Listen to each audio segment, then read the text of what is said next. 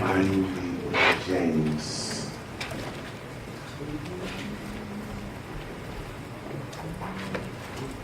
I know some of you are saying, we've been here before. Yes, we have. Maybe here again. When you found it, in first chapter, find verse 2. We're going to read 2 through 8. So please stand for the reading.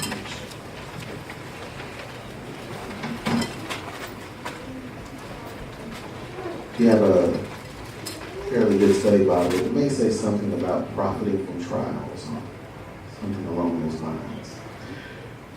My brethren, count it all joy when you fall into various trials, knowing that the testing of your faith produces patience. But let patience have its perfect work, that you may be perfect and complete, lacking nothing. If any of you lacks wisdom, let him ask of God, who gives to all liberally and without reproach, and it will be given to him. But let him ask in faith, with no doubting. For he who doubts is like a wave of the sea, driven and tossed by the wind. For let not that man suppose that he will receive anything from the Lord. He is a double-minded man, unstable in all his ways. Amen. You may be seated. All right, continuing in our series, Success in Destiny. Success in Destiny. Hopefully by now, been here, you have a good understanding of the difference between destiny and a goal.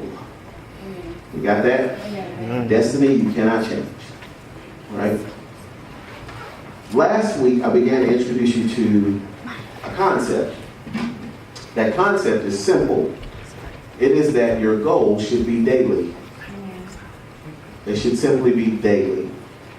You can't really set long-term goals when you're not sure what's going to happen in the long term. All right, does that make sense? All right, but daily, you can set goals.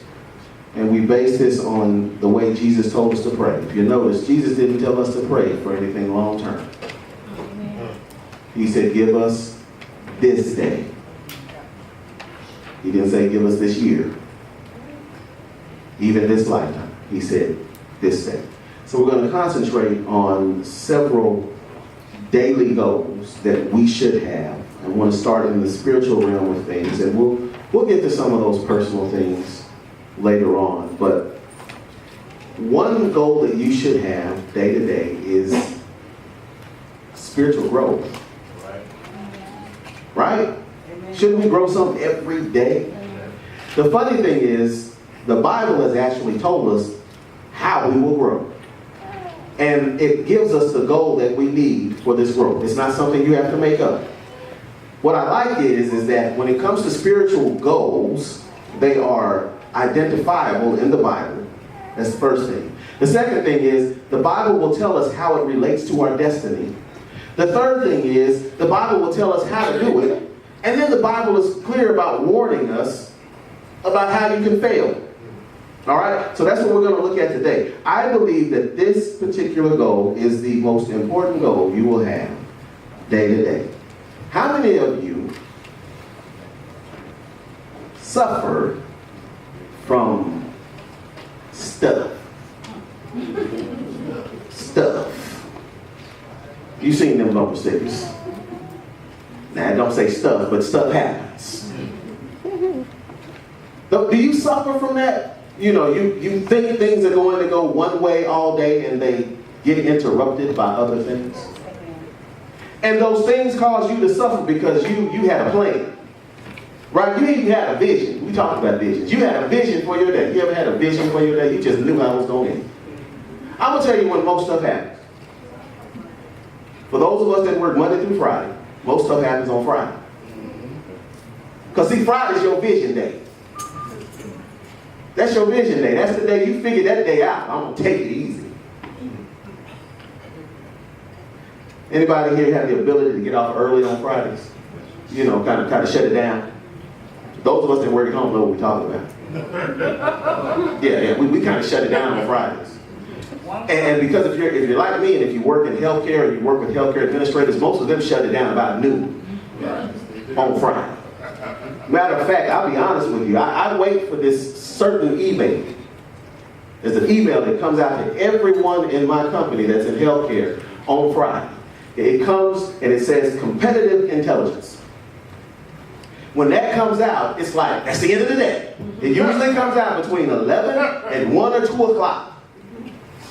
And when that happens, it's kind of like, put your computer up, sit back and take it easy. I know Trent and Adrian be looking at me like, they pay you that kind of money for Friday? You don't do that. Hey, I tell them, the email came, it's done. They don't even like us traveling on Fridays. They want us to be at home on Friday. Sometimes I feel like maybe I work 4.5 days a week. But inevitably, as soon as I have that vision about what I'm going to do Friday afternoon, something comes after that email to interrupt my Friday afternoon vision. Somebody wants something. My boss comes out of nowhere with a question that requires me to look some stuff up, which means I have to boot my computer back up, get back online, figure out something and send a report, and it messes up my Friday. Now that's just a little bit of something. But when James is writing here, James is talking about some suffering that can really mess you up on a daily basis. Now, James is writing to Christian Jews who have been scattered, and here's the deal. They are living in a tribulation environment. The reason I bring that up, there's a difference between tribulation and trial. A tribulation environment is where the environment is such that it weighs heavily on you.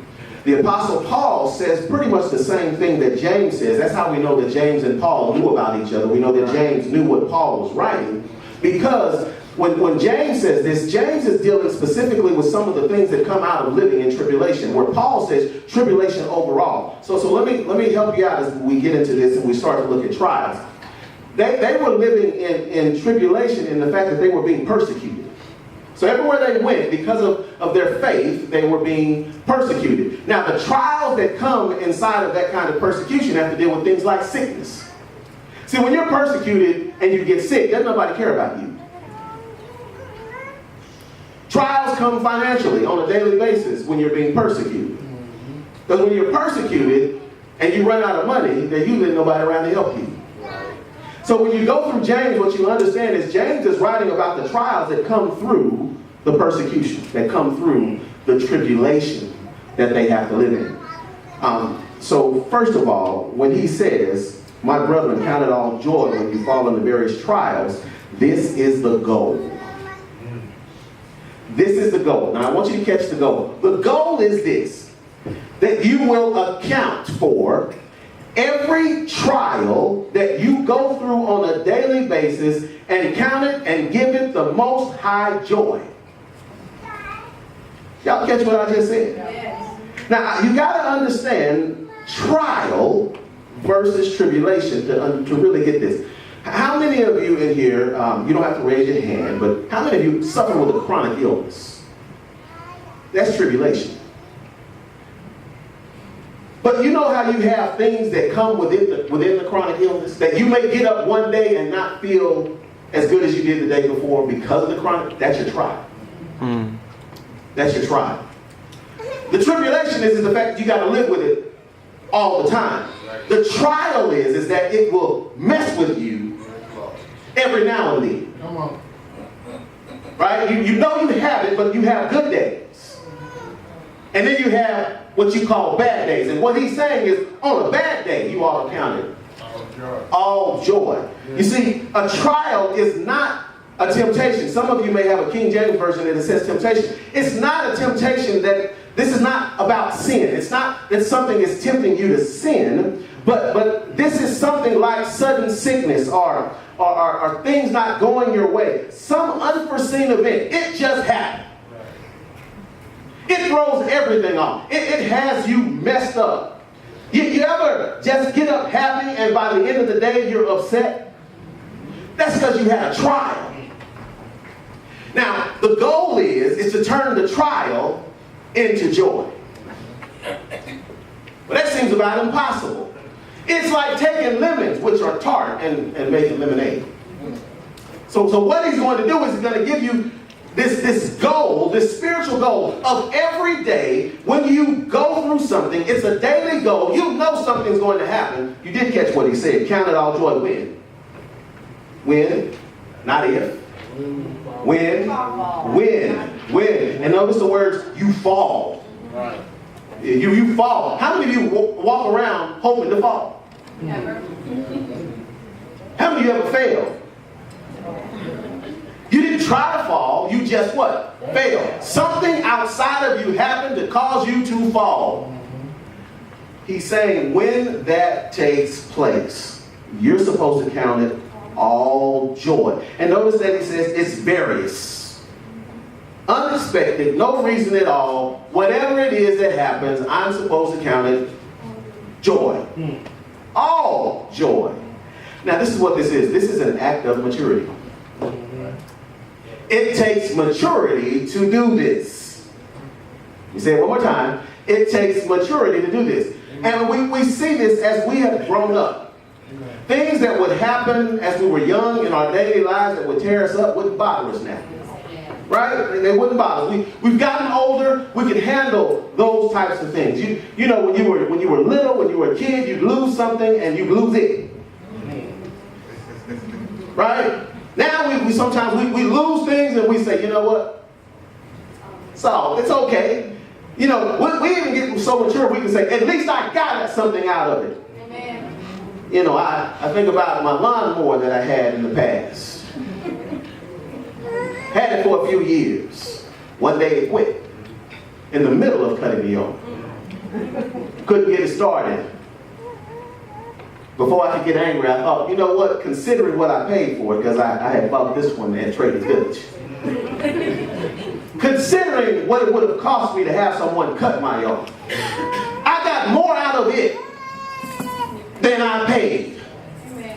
Count it joy. It lasted. Joy. Here was the other joy too. I could go to Walmart and buy another one. Count it all joy. That's what he's saying. He's saying when something happens that creates suffering for you, what do? You have to count it all joy. That's the goal.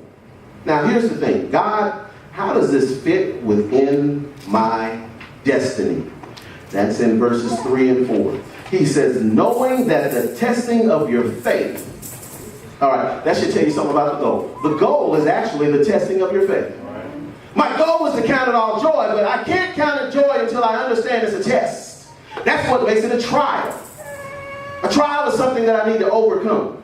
The testing of your faith produces patience, but let patience have its perfect work, that you may be perfect and complete, lacking nothing. That you may be perfect and complete.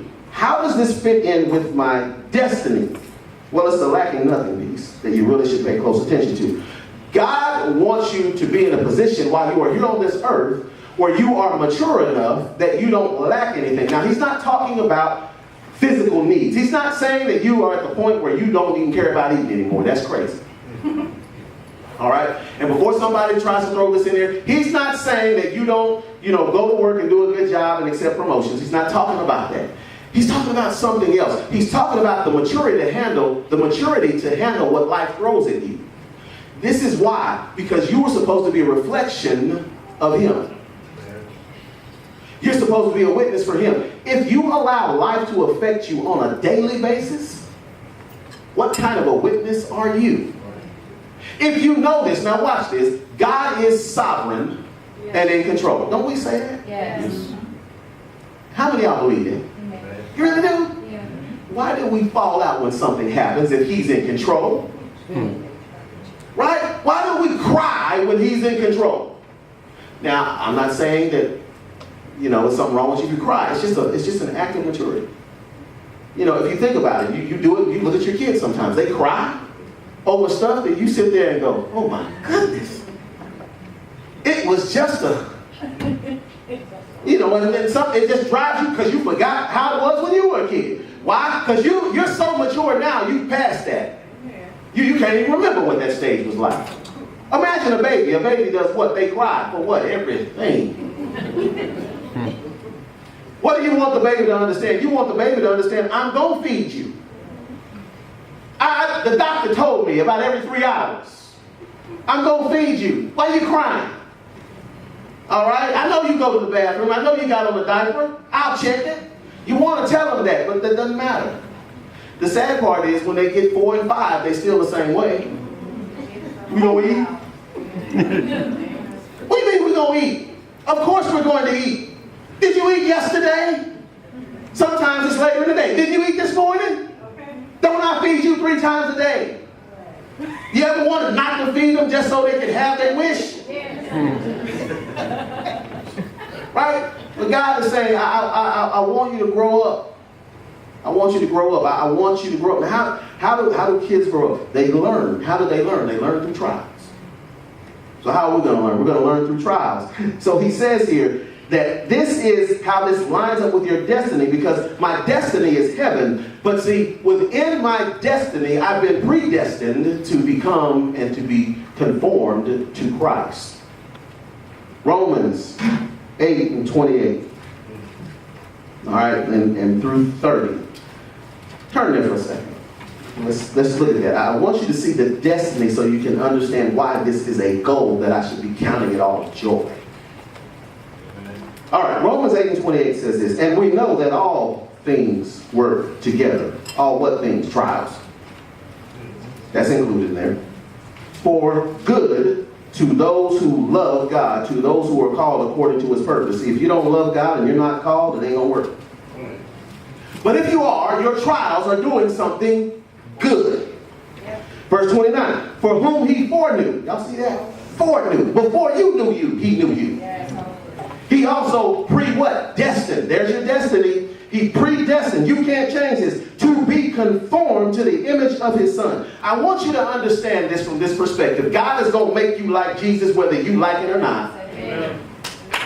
All right? You going to get there whether you like it or not. He predestined this to happen, that he might be the firstborn among many brethren. That means that he wanted Jesus to be the first of a bunch of folks that look like him. Moreover, verse 30, whom he predestined, you and me, these he also called. This is the effectual calling that you cannot refuse. Whom he called, these he also justified. I want you to know all of this is past tense. And whom he justified, these he also glorified. How am I glorified? I'm glorified in him. I'm supposed to be reflecting his image. This means that if my destiny is heaven, I'm destined to be there looking like Jesus. And if I'm destined to be there looking like Jesus, my goal should line up with my destiny. Well, what in the world does that have to do with trials? Jesus went through trials. Amen. On a daily basis. And he lived with a life of tribulation because they were out to kill him the whole time he was there. But every day he went through something. Every day he had a disciple that went haywire. He had the Sanhedrin council that was out to get him. He had a religious leader trying to trick him. He had people trying to use him. Every day there was something that was there to cause him some kind of consternation. And yet, through it all, he found joy in his service to God. How in the world could he count it all joy? Where are we trying to take this thing? All right, so here's where we're going to sit a little bit. Come on back, James chapter 1, and look in verse number 5, because this is the way to accomplish the goal. See, here's the thing. We always hear about counting it all joy, but we never talk about how we do it. You have the knowledge. Here's the knowledge. Count it all joy. That's your knowledge. That's your knowledge. But how? How do I do that? How do I do that when I'm going to work and I stop at the light like I'm supposed to and somebody behind me isn't paying attention and rear ends me? How do I count that all joy? I don't understand. How do I get out of my wrecked car with a stiff neck and go joy?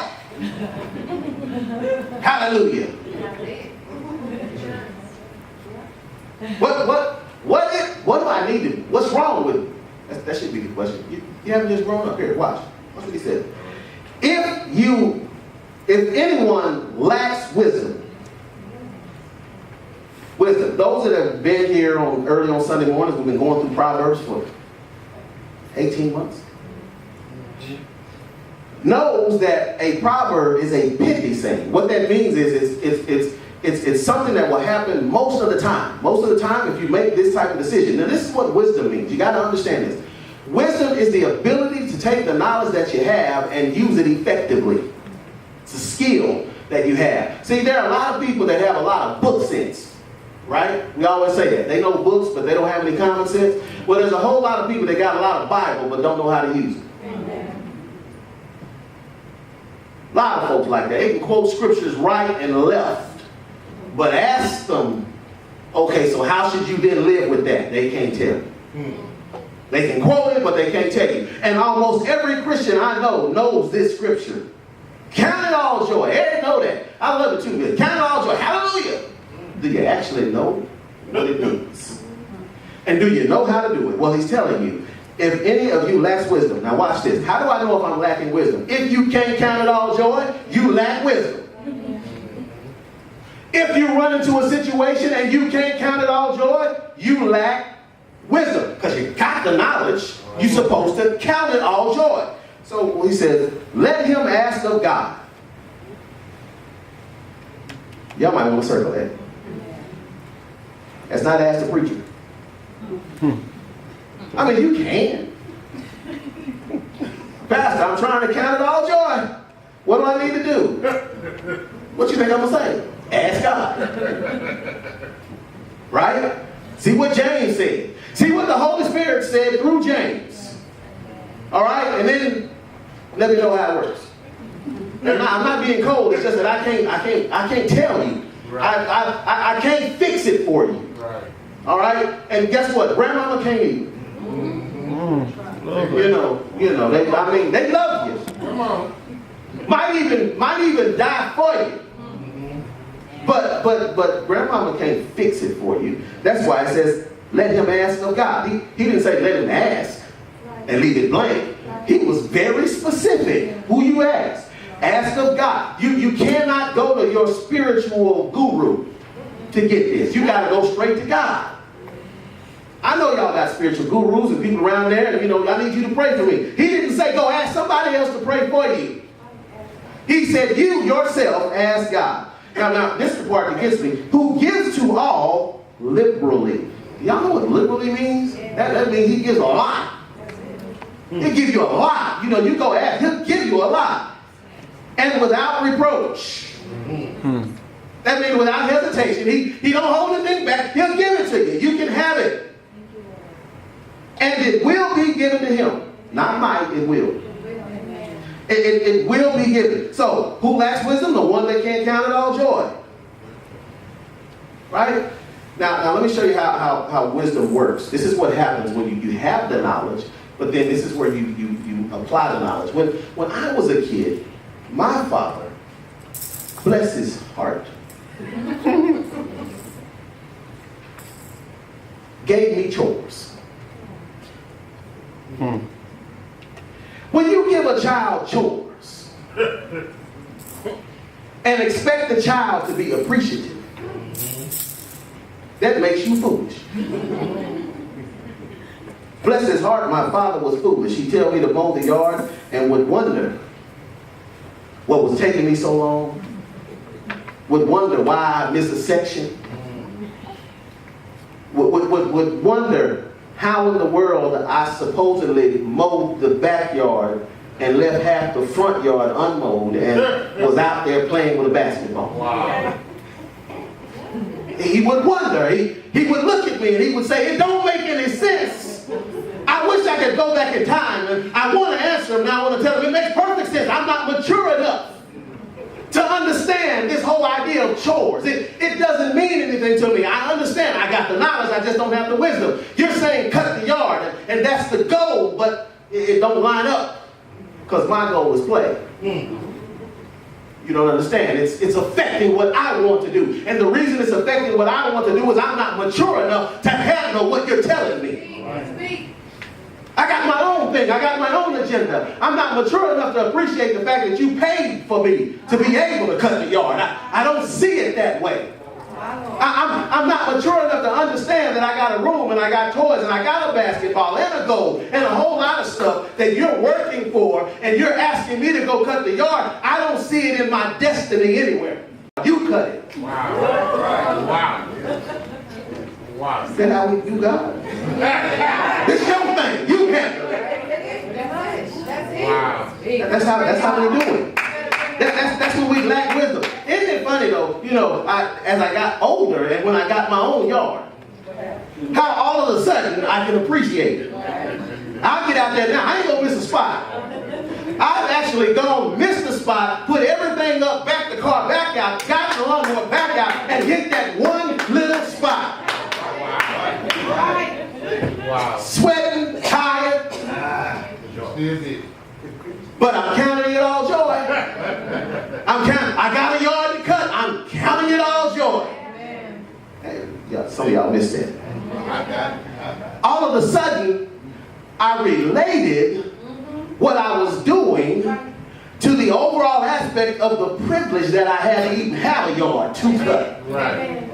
But when I was immature, I didn't understand. Somebody had to go to work. Yes, God is a provider, but he said somebody has to work. He didn't just give it to me. He said, work and I'll provide it for you. And when I understood that, all of a sudden chores became joyful things. Amen. They become joyful things. You know, I don't even understand sometimes how we do as adults. I'm guilty of it too. How we get mad sometimes when we got to wash dishes or do something or vacuum or whatever. When you stop and think about it, if you really want the Lord to treat you like you're asking to be treated, he just take it from you. Yeah. Wouldn't that be wonderful? Yeah, you want some water, use your hand.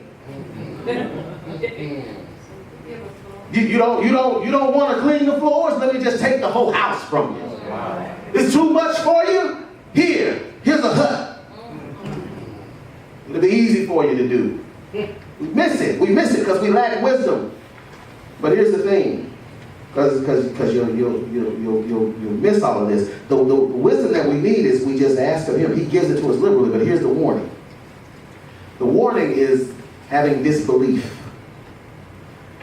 But let him ask in faith. Let him, hold on, wait a minute.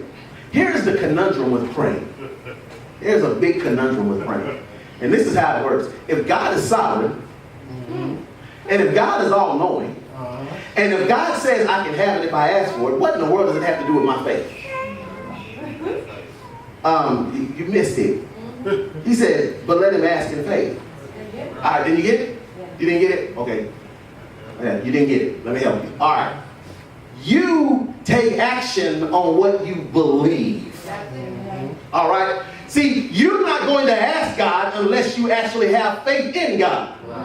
Oh, you might mouth the words, but you really don't believe it, and God knows your heart. He's not listening to what you say. He's looking at your heart. You ain't asked him until you believe that he's going to give it to you. You haven't asked him yet. You ain't never done that with your kids? You know how your kids, they come to you like, they ask you something, and it's something that you've already told them that you would give them, but you realize, if I give this to you, you ain't going to do nothing with it, because see, you don't really want it. You're asking because you think it's going to make me happy. May I clean my room? Of course you may. But the truth of the matter is, I can tell by the way you asked and by the fact that you came to me and the way you asked me, even as a parent, I know my child. I can read it in you. You're trying to manipulate me. Oh. My daughter was good with that for a while. When it came to her bed, Daddy, I'm going to make my bed. Mama said I got to make my bed. Okay. So I'm going to go make my bed. Go ahead. I knew what was coming. Can you help me? Because you want me to make my bed. Can you help me? I've shown you. Get it right. Get it right. I needed some help. No, you don't. You don't really. You want me to do it. You don't even want my help, because if I go up there and I'm telling you to do the same thing on one side that I'm doing on the other, you're going to have to do your side. So why am I going to go up there and help you with something you're going to have to do anyway? So go half do it so you can get in trouble. After a while, by and by, when the morning comes, when you grow up a little bit, you'll figure out I need to do this thing right, get it right, and go about my business. Matter of fact, you'll stop asking me, can you make your bed? Am I right? It's a funny thing that he says here. Let him ask in faith with no doubting. Don't doubt. Ask me because it's real. Ask me because you believe in me. Now, I want to share with you one of the reasons we struggle with asking in faith and why we have doubt. Because what we're doing is we're trying to believe in an outcome as opposed in believing in the one who's going to deliver the outcome. Some of y'all may say, well, what do you mean? See, what we do, especially in this case here, is what we do is we say, I got to count it all joy. Lord, give me wisdom. And the first thing that we do is we think about something's going to happen and I'm going to count it all joy, but I don't like A, B, C, D, E, and F. And if any of those things happen, I'm not going to be able to do it. You're already looking at an outcome. Right. By the way, if you could do it, you wouldn't need to ask. Right. Instead of saying, Lord, you said you were going to give me the wisdom. I'm believing in you. So when it comes up, now watch how prayer works in faith. When it comes up, you should deliver because you never renege on a promise. So guess what happens when it comes up? You remember what you talked to him about. And when you remember what you talked to him about, you start to remember some other things. Because there's always a it could have been. You just got hit from the back and just tore up your car. Your neck is stiff, but you ain't dead. Could have been dead. Count it all joy. Got insurance? Count it all joy. Ever been hit by an uninsured motorist? That's why you got comprehensive. Count it all joy. Right? This is not about you doing something wrong. This is not about something that you made a decision and it went bad. This is not it at all. This is about you minding your own business and something happening to you. Something you didn't ask for. You weren't trying to get involved with. It's just, hey, it happened. Count it all joy. You got cut off? Anybody get cut off just mess up your day? Do me. It does me. You're on your way happy. You ever been on your way happy and have a ignorant, shouldn't have a license individual? I've been going home. I remember going home a few weeks ago and we were following my father-in-law and my wife and me and Trent were in the car and I saw this knucklehead. You know, I want to call him something else, but I saw him. He's half a mile back, but he was doing this on 35. In and out of cars. And my first thought with that, it's funny how when you have kids, how you think differently. See, back in the day, I would have seen him and I'd have just been a daredevil. All right, I'm going to just fake him out, you know. Now I got a kid, I'm mad now. Don't you know I got a child in the car? What's wrong? I used to get mad at those signs. Baby on board, till I got one. It just, you know, I'm like, you're going to kill somebody's child and it might be mine. And he came through and missed me by about 6 inches. Wow. I was tore up the rest of the day. My maturity level had dropped. I should have counted it all joy that he missed me and everybody else on the highway. Yeah, Lord, yeah. I should have counted it all joy, but I didn't. I had half a mind to follow him. Actually, it was about 3/4. I think if Trent hadn't been in the car, I might have took off. That is what he's talking about. He's saying you got to get to the point where you can count it all joy. But here's your problem. The thing is, in order to do this, you have to pray. But you have to believe that he's going to deliver you from yourself. Yes. Thank you, Lord. That's what you have to believe in him to deliver you from yourself. Because you know what? The outside thing that's causing you the pain is not the thing that's stopping you from having all joy. It's you. Amen. It's you. You're asking him, fix me, help me with myself. Everybody in here got a temper problem. I found this out after all of these years of ministry. I have yet to find someone to say, I don't have a problem with my temper. Everybody does. You know what? It's normal. God has a wrath. We were made in his image. You're supposed to have a temper. Here's the deal. What you do with it? What do you do with it? How do you handle it? How do you handle the temper that you have? That's the question. And it comes from wisdom. What triggers your tempers? See, this trial thing, most people look at that and they think of bad stuff happening and you know, I'm sad. No, it ain't just that. It's things that make you mad that you're supposed to be counting all joy. With other folks. Amen. Dealing with other, I'm supposed to, Lord, now you understand your prayer. Father. You know, this when you start thinking about other people, that's when you start hollering to the Father. And here's the funny part. It ain't strangers. It's the folks in your house. That's what I gotta count it all joy when they act a fool? Yes, you do. You do. You gotta count it all. My kids are brain damaged. Yes, they are. Yes, Lord. Count it all joy. Well, how do I do that? Use your wisdom. You were brain damaged too. Amen. Ask in faith, with no doubting. For he who doubts is like a wave of the sea, driven and tossed by the wind. This is why your day goes up and down, up and down, up and down, up and down, up and down. Your day can go good the whole day. But see, here's the first thing. If you pray to count it all joy before it's happened, you're already looking for it. Amen. Amen. If you know you're going to fall, then you expect to fall so that when you fall, you ain't surprised by it. Amen. If I'm not surprised and I'm ready for the fall, then I'm ready to count it all joy. Lord, just like you said. See, I can count it all joy because now I know you are real. Yeah. You said it was and it did. Yeah. You ever done that, prayed for it and it happened? And then it kind of scared you a little bit. You're like, woo. You know, I knew you were real, God, but woo. You can have that on a daily basis. It's going to happen. Somebody's going to do something. Something's going to go wrong. You should just expect it. But you should be ready to count it all joy. There's always a reason to count it all joy. The reason is God. Amen. God, I know, and here's why I can count it all joy. I know that if it happened, by your providence, it happened.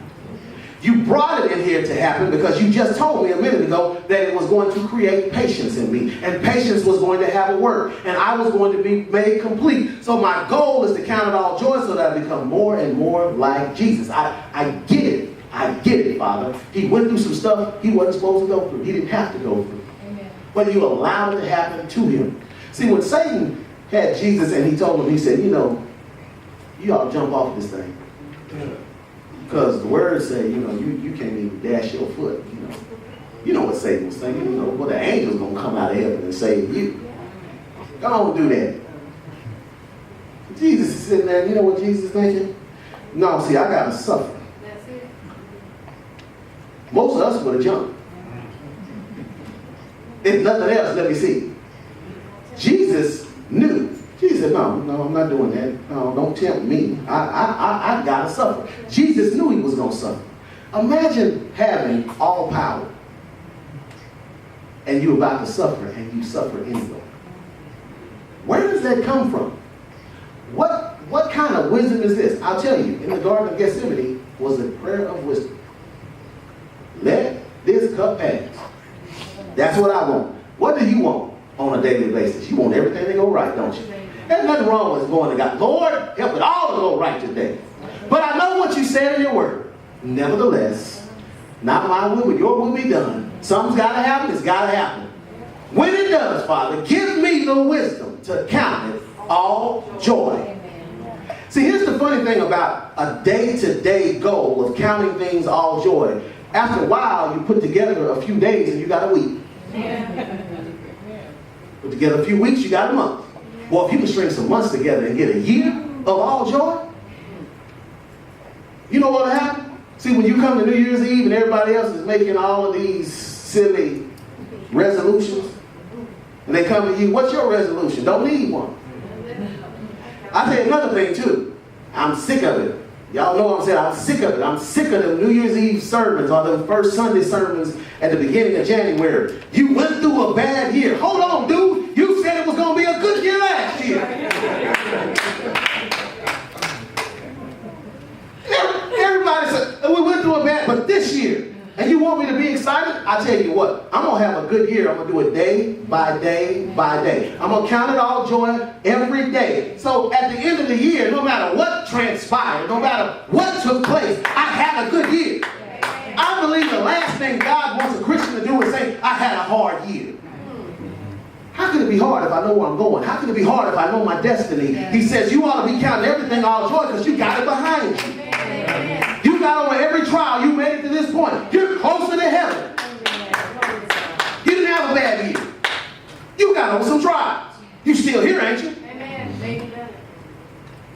Amen. Amen. I know. Y'all don't believe me. Oh, that's all right. Verse 7. For let not that man suppose that he will receive anything from the Lord. That might confuse you. This is connected to the whole without faith. This is the understanding that, yes, God provides. He provides those daily things. You know, food, shelter, all of that stuff God is providing. But what you really need to understand is that do not have the attitude that God does not want you to pray for things like this. Do not have the attitude that God is just going to give it to you. I think that some Christians do a lot like my daughter would do. Well, you my dad. You just supposed to do it. I hate when she says that. Because she does. I don't know about y'all, my kid's smart. She's smart. She's heard my sermons. When I thought she was asleep, she heard them. Just like her mama, she'll bring them back up to me. You my daddy, you supposed to. I'm like, where's that written? I told you I would, but I also told you, you have to let me know something. You have to behave a certain way. You have to do some certain things. It's there for you. Here's the thing. God has wisdom and it's there for you. But you can't just sit around and go, since he's got wisdom and since he's sovereign and since he's in control, it's just going to happen. It's there. It's there. It works a lot like this. God has given you a wallet. And in the wallet is the money. And all you have to do is spend it. And he tells you it's in the wallet. Now, you didn't see him put it in. You just know the wallet's in your pocket. Do you believe that the money's in the wallet or not? If you don't believe, guess what you're not going to do? Pull the wallet out and use it. It's just that simple. Do I believe him? I cannot just sit here and sit back and look at God and say, you're supposed to do something. God has said, I'm asking you to do something. Yes, I'm sovereign. I'm in control. The only reason I'm telling you to do this is because this is all about the testing of your faith. I already know you're going to fail. Y'all ever done that with your kids? Giving them something to do that you know that they can't do? Come on, tell the truth. You know you have. Especially when they're teenagers. Come in at a certain time. Ain't a parent alive. If you are, you're strange. You know your kids. Just like my grandmother knew me. Kevin, you got to be in here at 11 o'clock. And I wouldn't have been. But I'm going to tell you the only reason I made it in at 11 because my grandmother told me to make it in at 11. It was not because of her. It was because of her son. My uncle. My uncle took me aside and said, let me tell you something. You gonna live here with your grandmother? When she tells you to be in. Okay. No, you don't understand. He said, listen to me. Look at me. Maybe look him in the eye. He said, I stayed out too late one time. He said it was 38 degrees. Wow. I got on this porch and my mother opened the door and said, let me see your keys. I handed her my keys, she slammed the door and locked it. Wow.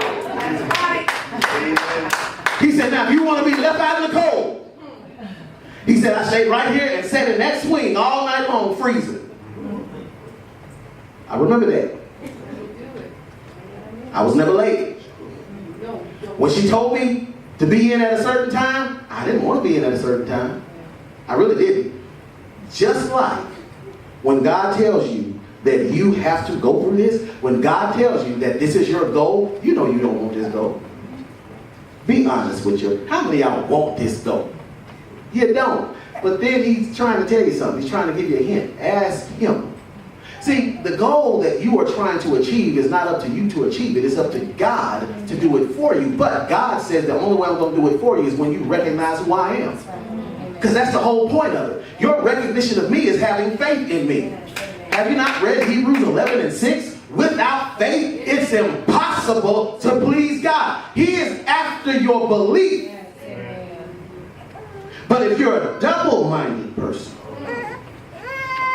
verse 8, he is a double-minded man. What this means is you got two souls. Two souls. It means that you are not controlled by God.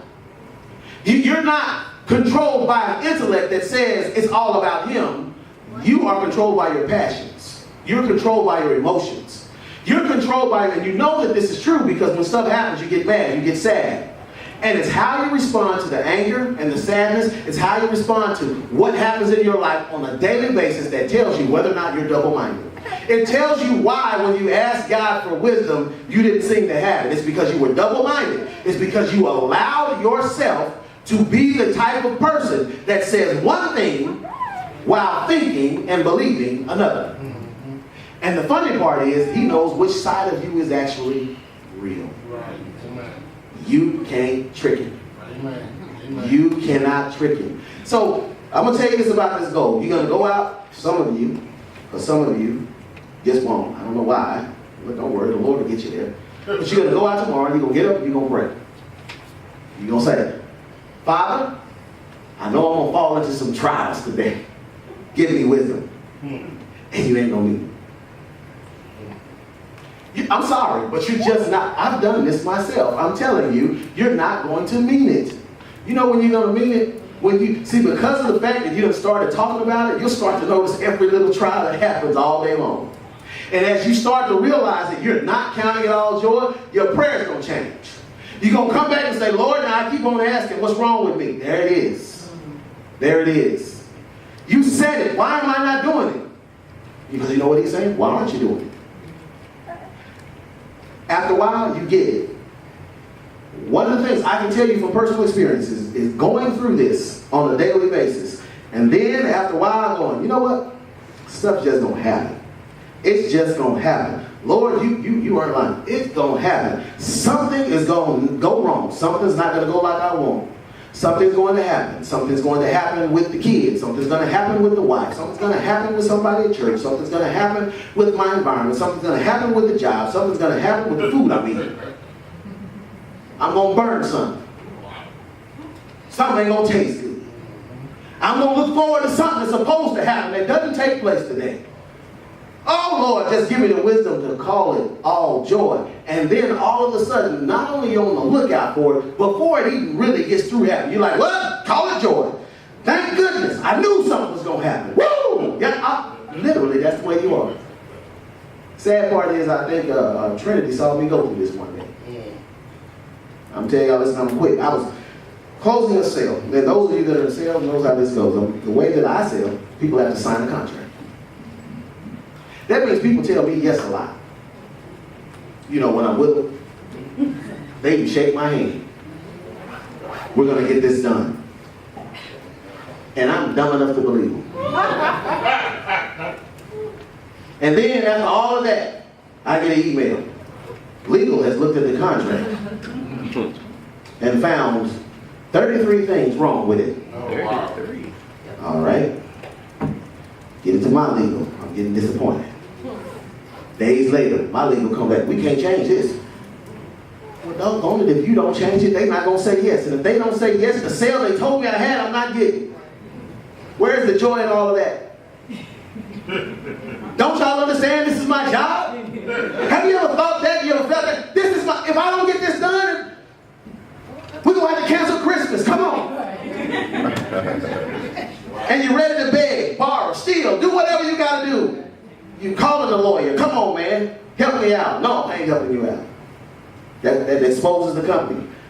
Happened to me recently, and I sat there and I looked at it. Trent had walked by the office. I said, oh, well, count it all joy. I know that I still got a job because they got me scheduled for training. They got me scheduled for an upgrade. They're already talking about what I'm going to be doing next year. Thank you, Jesus, that I still have a job even though this one ain't going down. The next day, I got an email from them saying, we're going to move forward. See how God does? It's a funny thing when you go over trials. how God will turn around and say, see how you went over that trial? I just wanted to test your faith. It was going to happen anyway. I just wanted you to stretch yourself a little bit. I wanted you not to get excited about what ended up happening. I wanted you to get excited about every problem that came along the way. That's the only way you can actually enjoy and be appreciative for what happens in the end. God bless you. Amen.